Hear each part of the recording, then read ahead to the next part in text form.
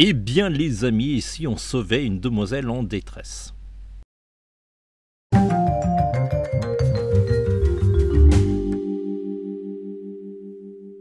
Hello les amis, j'espère que vous allez bien. Nous revoilà pour une vidéo critique, mais pas cinéma, mais jeu vidéo. J'ai eu la chance d'avoir entre les mains le jeu Zelda Skyward Sword.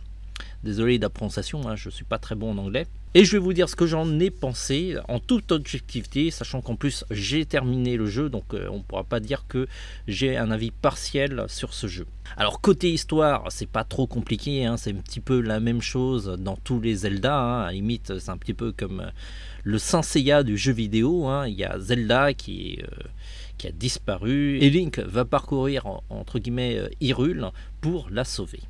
Alors cet épisode est un petit peu particulier parce que c'est un préquel, on n'est pas exactement dans le monde d'Hyrule, les habitants d'Hyrule en fait vivent dans les airs sous des sortes d'îles flottantes.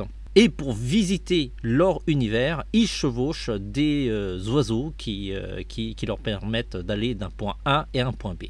C'est hyper malin dans le sens où le ciel est une sorte de hub qui permet d'aller dans différents types d'univers, de donjons, qui permet de faire avancer l'histoire. Alors au début, j'ai eu beaucoup de mal à jouer à ce Zelda. J'ai commencé par du motion gaming et je vous avoue que c'est hyper relou. Les mouvements à l'épée ne sont pas précis et ne s'enclenchent pas forcément au moment où on doit s'enclencher. Heureusement, on est sur la version Switch et on peut jouer à la manette. Et je remercie vraiment Nintendo parce que si je devais y jouer dans la version Wii, je pense que j'aurais pas terminé le jeu, alors que sur la version Switch, la version non motion est beaucoup plus digeste.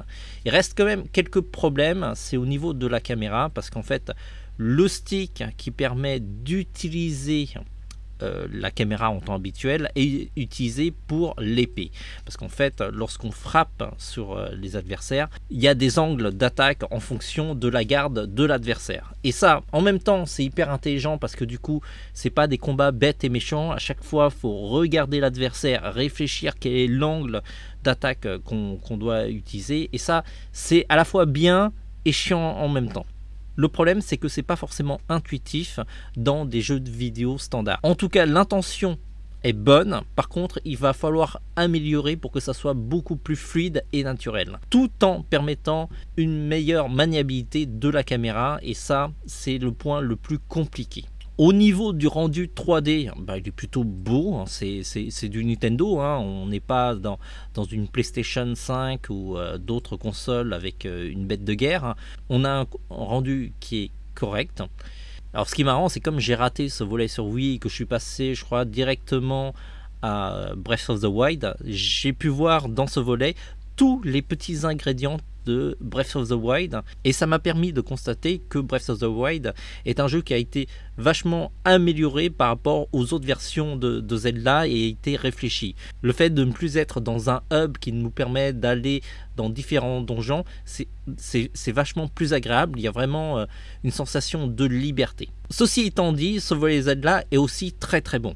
Compte tenu de la difficulté de gameplay, ils ont réduit la difficulté des boss et des monstres, et heureusement, parce que sinon ça aurait été vraiment très très dur et vraiment très désagréable à jouer. Et au final, comme pour tous les Zelda, ça a été une aventure extraordinaire. Je n'ai pas du tout regretté de jouer à ce jeu et je vous le recommande vraiment si vous êtes fan de Zelda. C'est un volet qui mérite le détour, malgré quand même des défauts de gameplay.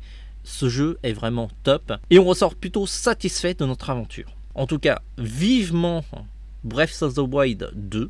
Heureusement qu'il y a ce volet pour nous faire attendre. Pour tous ceux qui ont testé le jeu ou qui l'ont commencé, n'hésitez pas à écrire en commentaire ce que vous en avez pensé. Globalement, je l'ai terminé assez rapidement, j'ai pas forcément rushé le jeu, j'ai pris mon temps pour prendre vraiment le plaisir et vraiment apprécier le jeu dans ses plus petits détails.